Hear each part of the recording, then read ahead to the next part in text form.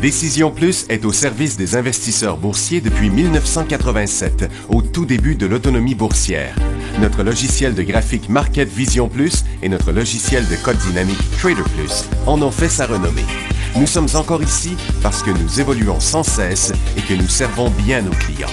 Découvrez nos produits et services spécialement conçus pour l'investisseur actif et autonome dans la boutique Décision Plus.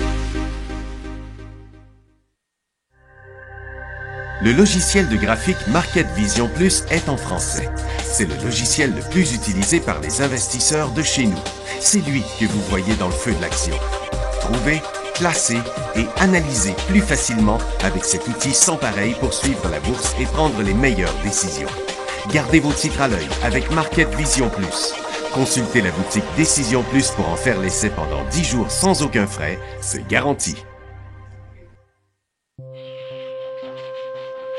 Laissez-nous vous guider pour analyser la bourse et prendre vos décisions.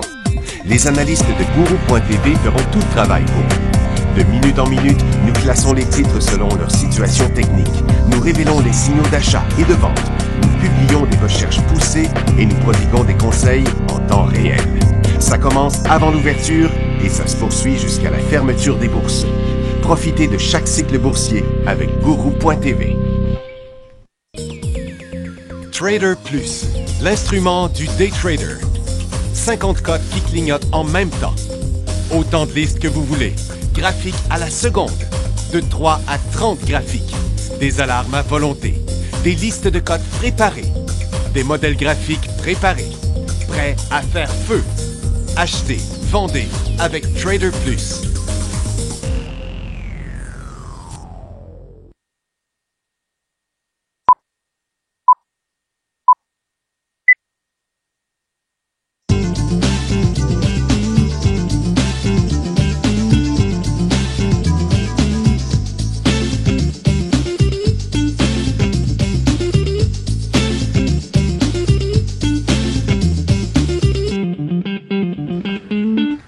Bonjour tout le monde, bienvenue dans le feu de l'action. Jeudi le 8 septembre 2016. C'est une journée qui ressemble encore un petit peu aux autres. Là, pour l'instant, le marché de Nasdaq est en légère correction, toujours à l'intérieur de sa zone neutre. Et puis le Dow Jones aussi en petite correction. Et le SPY en même chose. Et puis le TSX, lui, légèrement en hausse à cause du pétrole là, qui vient de décoller en feu à cause des deux choses. Les inventaires de gaz qui sont sortis à 10h30, aujourd'hui exceptionnellement à cause de la journée de congé, et puis le pétrole dans lequel il y a une nouvelle aujourd'hui qui dit que les stocks de brut américains ont étonnamment plongé plus de 12 millions de barils la semaine dernière, selon les données de l'American Petroleum Institute publiées mercredi. Bon. Peut-être qu'il y avait un petit trou quelque part, là, puis le pétrole s'est écoulé. 12 millions de barils, tu sais, ils font pas d'erreur presque. Et puis, c'est pour ça que le pétrole et le gaz sont en feu. Regardez, le gaz a décollé ici ce matin, il a continué à monter. Et le pétrole, lui, qui était parti en hausse, est revenu. Et puis, tout d'un coup, vers 11h05, paf, et jumpé encore une autre shot ici. Donc, on commence avec les marchés internationaux du côté du Nikkei. C'est encore une petite correction. La Chine a fait un nouveau haut encore. Londres a remonté, mais ça reste complètement neutre, comme sur le marché américain. PIB du deuxième trimestre montre une petite hausse au Japon. Au Hang Seng, la balance commerciale, les importations sont en hausse pour la première fois en 2 ans. C'est ce qui a fait monter la Chine. Puis à Londres, la BCE garde son taux directeur inchangé à 0%. Allocution de Mario Draghi a dit que le scénario de référence de la zone euro reste biaisé en faveur des risques à la baisse. Prévision du PIB 1,7% en 2016, 1,6% en 2017, 1,6% en 2018. Donc, ça va être flat. Prévision inflation 0,2 2016, 1,2 2017, 1,6 2018 et la BCE voudrait qu'il y ait davantage de mesures fiscales provenant de pays membres. Quelques résultats financiers. On a Fuel Cell moins 39, moins 38. Le titre est vraiment très calme, mais sur une très, très longue formation neutre, ce titre-là. David's-Tea, moins 9 à moins 9. Le titre baisse pareil, malgré 25% d'augmentation des revenus. Hewlett-Packard est en légère correction, 45 à 49 les profits, mais moins 4% dans les ventes. Hewlett-Packard a annoncé qu'il allait scinder ses actifs de logiciels non essentiels et les fusionner avec Micro Focus International de Grande-Bretagne dans une transaction de 8,8 milliards. Tout ça, ça fait pas grand-chose au stock. Et Juno Thérapeutique, un petit rebond est en hausse après que le magazine Science Translational Medicine ait publié un document montrant des résultats encourageants pour les patients dans un essai de médicaments similaire à celui de Juno pour le traitement du cancer du sang. Les stocks de brut américains, ben c'est ça qui fait la hausse ici là, sur le pétrole qui est là coincé dans une espèce de formation comme ça. Et puis c'était ça, l'affaire de 12 millions de barils de moins.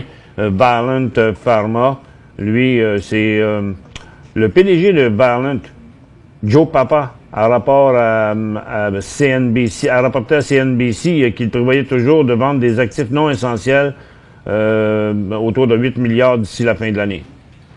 Les autres aussi, 8 milliards partout ce matin. Et bon, ça n'a pas vraiment d'influence sur Valeant ce matin. Suncor est en pourparlers avec des représentants du gouvernement de l'Alberta pour obtenir une permission d'abandonner certains gisements de pétrole brut à coût élevé et à effet de serre important. C'est rare qu'une compagnie pétrolière invoque l'effet de serre pour arrêter des puits. Bon.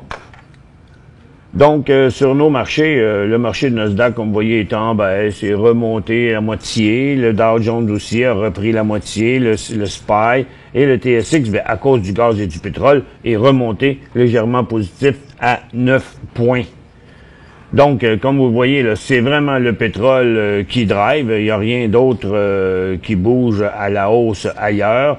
Très, très, très peu les mines. Ça a été volatile, les mines en hausse, en baisse, en hausse là, ce matin, mais on n'a pas une grosse hausse là, pour l'instant. Et puis l'or, ben dans le moment, pendant que le pétrole a monté, là, l'or est revenu, il est assez faible, TTGD là, dans le moment, là, ça s'en va à la baisse. Et tous les autres secteurs sont à la baisse, excepté une très petite hausse de la santé. Puis là, ben, le marché de Nasdaq et de New York s'en viennent à la baisse. Je m'attendais à une correction au cours des prochains jours. C'est ce qu'on a eu, c'est ce qu'on a, mais c'est pas fort. Tu sais, c'est un marché qui a toujours pas de direction, qui sait pas où est-ce qu'il s'en va, ce marché-là. Donc, on va les regarder un petit peu plus en détail. Le secteur énergie, le pétrole est en hausse, le gaz est en hausse à partir d'un bon support. Et les titres pétroliers ont clenché, mais pas aussi fort que la ressource elle-même, puis il reste encore à l'intérieur de son mouvement. Ça peut quand même faire bouger certains titres. Il y a Whitecap qui est dans une belle situation, mais pour l'instant toujours pas mal juste à sa résistance. Keyera est plus beau quand même. Là aussi, c'est une énorme résistance à traverser. Et on le voit ici, là, c'est quand même une grosse... ce sera pas si facile que ça à passer. Mais il y en a beaucoup, hein. Quand on regarde ça, le Peyto, puis Raging River, puis Enerflex, c'est plein de stocks à côté sur leur résistance prête à faire des élans haussiers.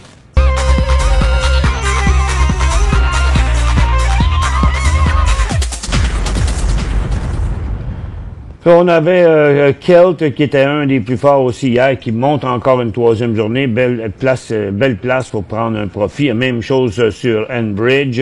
Crew, c'est à la veille aussi. C'était un signal d'il y a 2 jours. C'était ceux-là qui drivaient. Maintenant, ils sont encore là. Il y a Advantage Oil ici qui est aussi intéressant. C'est juste le volume qui est super faible. Je l'aime un petit peu moins pour ça. PennWest est toujours un des prochains potentiels à un décollage.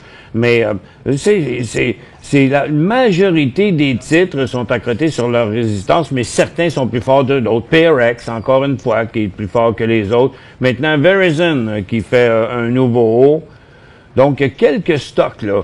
Canadian Energy Service, c'est le temps de prendre un profit. Donc, c'est un pourcentage des titres pétroliers qui ont fait un cycle haussier au cours des derniers jours. Du côté de l'or, à partir de la résistance ici, c'est une petite correction dans l'or. Les titres qui avaient moins remonté l'or est à peu près ici, les titres sont juste là, c'est une petite correction aussi. C'est tout simplement la fin du cycle haussier pour les orifères. Comme on disait hier, c'est encore la même chose. Une place, si ça repart par en bas, vous êtes rentré là-dedans ici, là, faudra flusher ces positions-là. Puis d'un autre côté, à très court terme, en swing trading, si on venait qu'à décoller par ici, on aurait un signal haussier sur les titres orifères. Les mines, il n'y a pas de signal haussier pour l'instant, à moins qu'il y ait des exceptions. Je vais vérifier ici. Il y a First Quantum, qui un matin, c'est parti à remonter pour aller rejoindre Tech. Il débute un cycle haussier quand même. Bon, ça paraît pas sur l'indice, mais il y a ce titre-là qui est fort. Il y a Aluminium Corp aussi qui est sur un nouveau haut. C'est deux cas d'exception dans tout le secteur. Donc, consommation discrétionnaire, ça s'en revient vers le support. Pas de momentum haussier là-dedans. Les télécoms qui ont glissé en dessous de leur support continuent en dessous de leur support. Les services financiers à côté sur leur support, on pourrait en commencer une correction. Le secteur industriel aussi a une petite faiblesse, ça monte plus, c'est en légère correction. Le real estate est en correction. Services aux collectivités, dans la tendance baissière, mais une petite formation neutre, pas de direction. La santé non plus.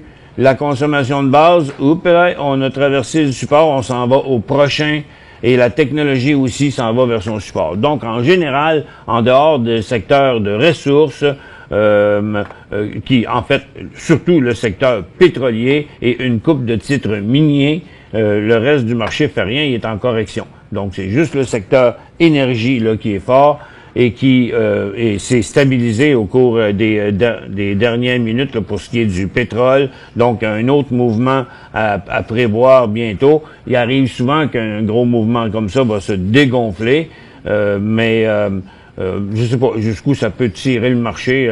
Ça a été une addition d'affaires. Tu sais, le commentaire de Poutine avec l'Arabie Saoudite, plus là des grosses baisses d'inventaire de pétrole, un peu bizarroïde, personnellement, je trouve. Je trouve que ça fait bien leur affaire. Donc, il y avait comme aucune raison que le pétrole monte, mais là, ils ont fini par y en trouver des raisons, comme si tout ça c'était bien manipulé.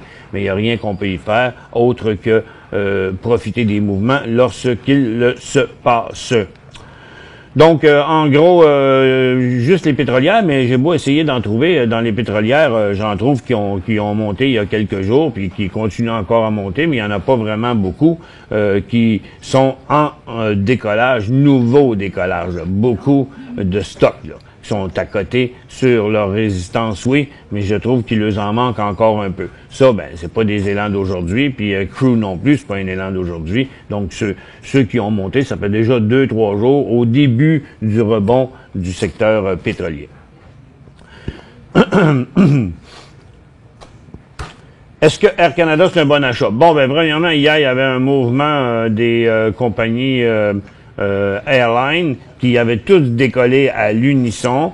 Pour l'instant, il n'y a pas de continuité, c'est pas revenu, c'est pas annulé, mais pour l'instant, ça fait du surplace sur le haut d'hier. Donc, Air Canada, lui, avait déjà commencé à monter avant, à partir d'ici, mais il fait du surplace aussi. Donc là, c'est plus un achat. Et puis, on est à la résistance que là. Si Air Canada se déplace ici de côté pendant une couple de jours comme ça et vient décoller au-dessus, aux alentours de 9,75, là, on aura un pas pire signal qui pourrait nous amener à très court terme là, jusqu'à la résistance. Pas trop loin quand même, là, tu sais. C'est pour l'instant, là, il y a pas... ça reste un peu risqué, là. Vous comprenez? Moi, je préférerais, dans son graphique, là, à long terme, dire, bon, clairement, en haut des 10 $, là, peut-être, on pourrait dépendamment de ce qu'il va faire le marché en même temps. Que faire avec Tech payé 22,45? Il vaut 22,8. Ben, pour l'instant, il n'y a rien qui indique qu'on devrait sortir de Tech, là. Vous l'avez payé 22,45, ça veut dire que quasiment sur le sommet. Mais il se tient encore là. Écoutez, la tendance est haussière. Les supports sont tous plus hauts les uns que les autres. Pour l'instant, il n'y a vraiment rien de négatif envers Tech. C'est une position conservée pour l'instant à vendre en bas de 20$. Pour rejoindre Michel Carignan et son équipe par courriel, écrivez à michelcarignan@decisionplus.com.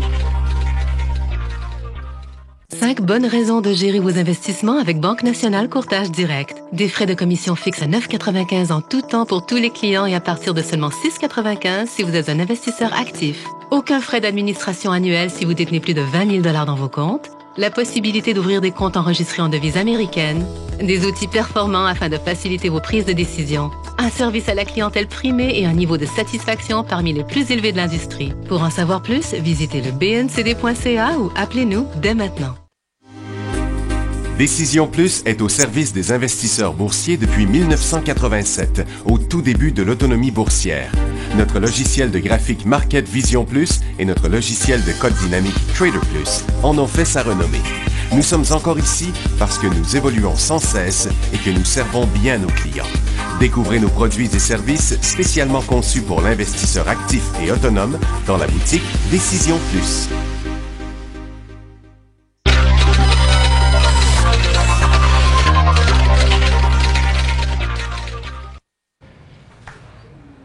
Bon retour, mesdames et messieurs. La prochaine question, bon, c'est la même encore. Un autre FM, s'il vous plaît. FM, on l'a montré tantôt. First Quantum.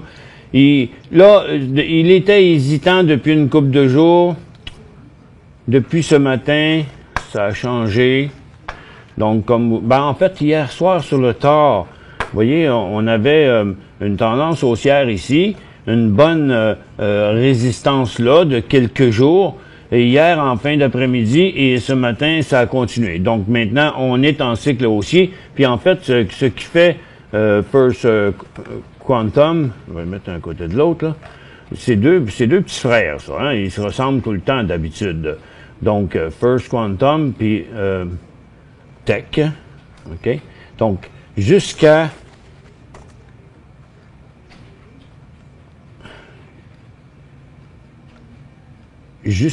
regardez, pour l'instant, jusqu'ici, là, au milieu août à peu près, un petit peu plus qu'au milieu août, les deux faisaient pareil, là, OK?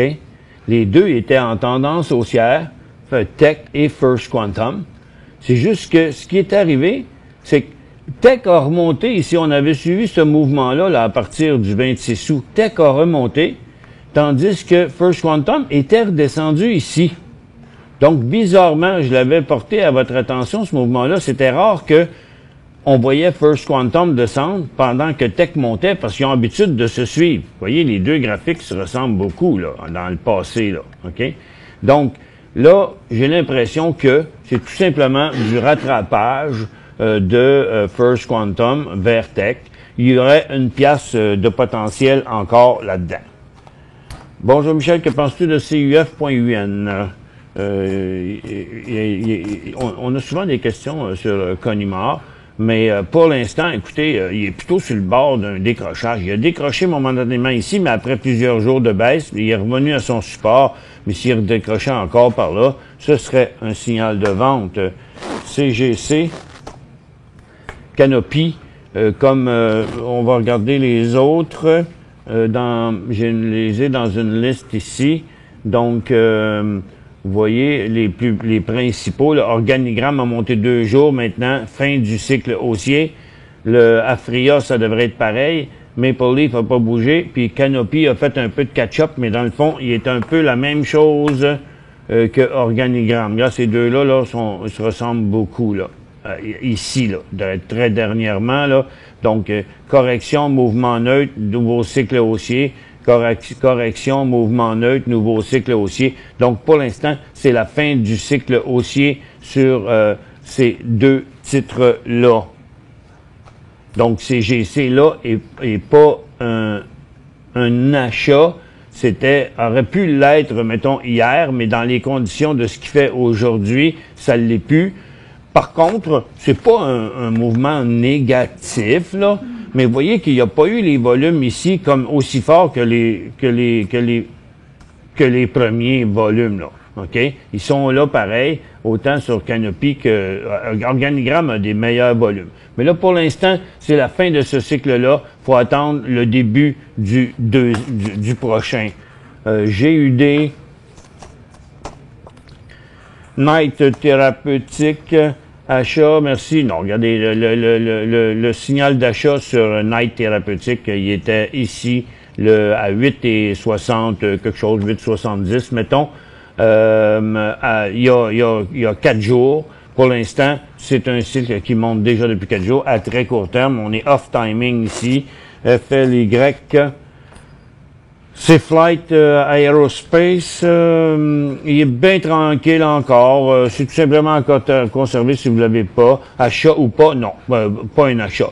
Par contre, dans des cas comme ça, vous savez, c'est de la gestion de risque, hein? Il semble y avoir un bon support à ce niveau-là. La compagnie a des beaux projets, mais pour l'instant, on voit que c'est bien tranquille, revenu à ce niveau-là. Ça devrait se tenir. Est-ce qu'on va s'enclencher? Moi, personnellement, je trouve que c'est mieux de l'acheter à 24, 25 cents lorsqu'il décollera. Mais si vous voulez commencer à prendre une petite position là à 19 cents, sans trop exagérer sur la quantité, vous pouvez, mais n'oubliez pas qu'en bas de 16 cents, c'est un signal d'achat, de vente, pardon. Gévo. Ouch! Qu'est-ce qui est arrivé ici? Bon, c'est pas la première fois qu'il fait ça, hein? Gévo, une grosse envolée ici, pataf, on redescend là. Il y en a eu un autre ici de 3-4 jours, bang, on est retombé sur le support. Il redécolle encore, puis bang, il redécolle dans le support. Vous demandez sortir à combien? Ben, juste en dessous du point qui est là. Là, il est à 50 cents, il est à côté sur son support. Et, ouch! OK? Donc, puis il a chuté, puis il y a eu du gros volume ici en bas, là. Donc, à 45 cents, il y a un signal de vente sur ça. Light. Sur New York, à l'ITE. l'ITE. Non, c'est pas sur New York, on va l'essayer ici. L'ITE. C'est Light, c'est Lumentum Holding, hein? Achat 22 piastres. On laisse aller, c'est dans votre REER. Bon, ça n'a pas d'importance, il est où, là? Mais ce qui est important de voir, c'est que c'est une compagnie qui va super bien, là. Écoute, ça avait, je sais pas si vous avez payé ça 22 piastres. Peut-être que vous avez dit ça depuis ici, à ce décollage-là, je sais pas. En tout cas, il y avait tout un méchant beau signal ici, là.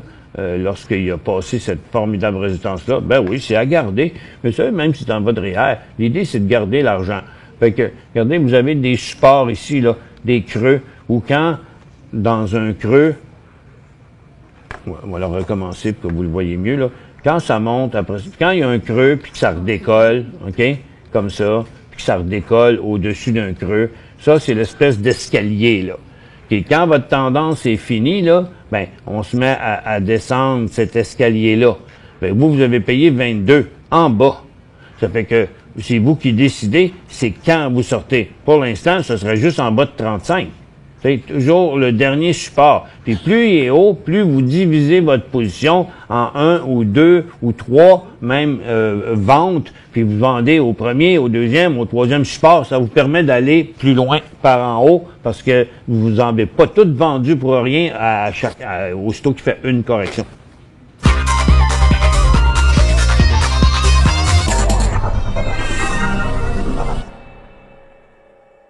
5 bonnes raisons de gérer vos investissements avec Banque Nationale Courtage Direct. Des frais de commission fixes à 9,95 en tout temps pour tous les clients et à partir de seulement 6,95 si vous êtes un investisseur actif. Aucun frais d'administration annuel si vous détenez plus de 20 000 $ dans vos comptes. la possibilité d'ouvrir des comptes enregistrés en devise américaine, des outils performants afin de faciliter vos prises de décision, un service à la clientèle primé et un niveau de satisfaction parmi les plus élevés de l'industrie. Pour en savoir plus, visitez le bncd.ca ou appelez-nous dès maintenant. Laissez-nous vous guider pour analyser la bourse et prendre vos décisions. Les analystes de Guru.tv feront tout le travail pour vous. De minute en minute, nous classons les titres selon leur situation technique. Nous révélons les signaux d'achat et de vente. Nous publions des recherches poussées et nous prodiguons des conseils en temps réel. Ça commence avant l'ouverture et ça se poursuit jusqu'à la fermeture des bourses. Profitez de chaque cycle boursier avec Guru.tv.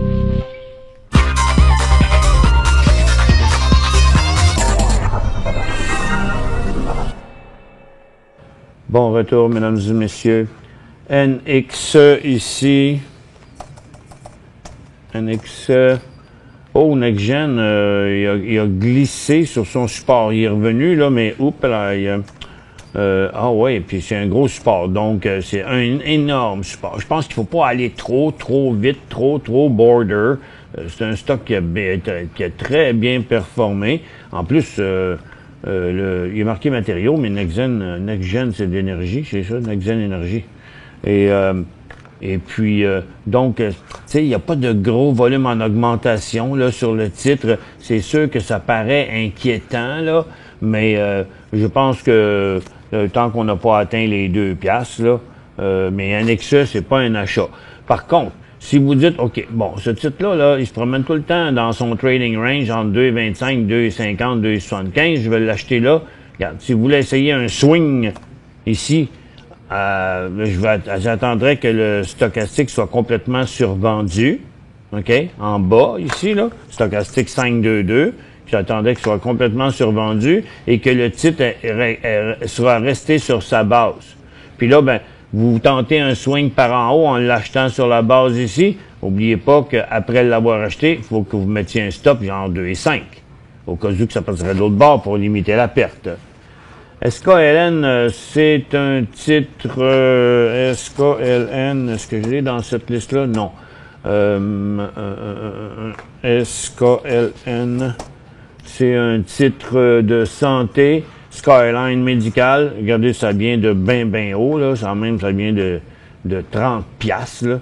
C'est une compagnie qui a eu énormément de difficultés et qui, là, est rendue complètement en bas de sa chart.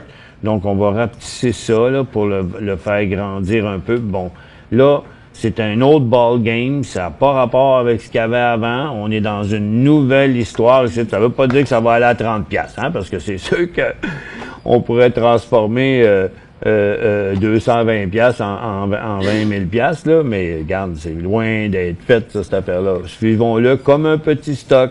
Donc, pour l'instant, il est très beau. Il semble être reparti pour la gloire. Donc, on va regarder en son intra-séance. Ici, vous voyez, il y a un point, on est dans un point stratégique, là, à 26 cents. Ce serait un beau signal d'achat.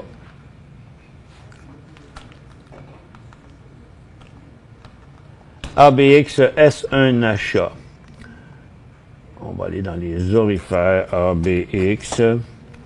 Et comme vous pouvez le constater, ABX, pas plus que le TTGD. Regarde, ça c'est l'indice des titres orifères, ça c'est l'indice de l'or. Donc l'or descend, les titres orifères n'avaient pas monté autant que l'or. Là, c'est s'en va de côté, on met de la pression par en bas. Barrick fait pareil. Si on met un graphique de quelques jours ici, vous voyez, donc on n'achète pas ça à moins qu'il passe à 25 $. Je dirais 24,75 à 25 $. Et parce que pour le moment, il y a quand même dans son mouvement neutre ici un risque de décrochage par là. Donc, il n'est pas encore à point pour l'acheter. C'est tout ce que j'avais dans les questions, mais on va attendre à demain pour ouvrir la barre des questions pour des questions neuves. Là, on va fouiller un peu dans ce qu'on a là présentement. On va aller faire le tour. Nos marchés sont toujours quand même calmes. Hein. Il y a un point important ici à traverser, là. 1, 2, 3, 4 fois, là. Donc, pour l'instant, c'est des marchés qui restent en correction, même que le Dow s'en revient tranquillement à la baisse, faire un autre sommet négatif. Donc, c'est pas positif. le TSX est un peu en hausse, c'est à cause du secteur énergie. Puis pendant toute l'émission, le secteur énergie est resté dans ce mouvement-là. Donc, il pourra avoir une possibilité au cours de l'après-midi avec un HOU, HOU ou HOD par là. Puis les certains titres aurifères, là, il y en a beaucoup. Vous pouvez vous créer une petite liste de titres qui sont... Moi, vous savez, si vous voulez faire un bel exercice, là, donc c'est pas un achat à Barrick, OK, à 25$. Mais du côté du secteur énergie, là, prenez les titres regarde, premièrement, vous en cherchez un qui est en ascension, Keyera est là. C'est juste que je trouve que le volume est pas assez bon. Mais moi, je trouve qu'il y a beaucoup de titres de côté comme ça, tout prêt à s'élancer à nouveau. Donc, choisissez ceux qui sont dans la gamme de prix que vous aimez payer, et puis qui sont dans des situations extraordinaires, comme Enerflex, et qui serait un signal à 13,75, Birchcliff, qui serait un signal à 9,75, Kelt, il a déjà trop fait, Fanbridge aussi, Crew aussi, mais il y en a tellement d'autres. Prenez-en qui sont des formations bien claires. Il y a Advantage ici aussi, qui est intéressant parce qu'il est reparti par là. Mais lorsque vos titres, tu sais, regarde comme Penwest, là, il est bien à côté ici sur sa résistance. Il y a un bon support, il y a une tendance haussière. S'il décollait au-dessus de ça, il serait intéressant. Ça fait que vous faites une belle brochette comme ça de titres bien neutres comme ça, puis lorsqu'il y en aura 3, 4, 5 en même temps de ça qui décolle, ben là, vous choisissez celui que vous aimez le plus. Et puis, de même, on est dans un mouvement qui est étendu à plusieurs titres. Ça fait que, donc, écoutez, c'est des marchés encore bien tranquilles, là. On n'est pas sûr que c'est vraiment la place pour aller augmenter nos positions, à part quelques cas vraiment très particuliers qu'on a vus là au cours de l'émission. C'est un marché qui se cherche encore une direction, ça c'est clair. Merci à tous d'avoir été avec nous, on se retrouve demain.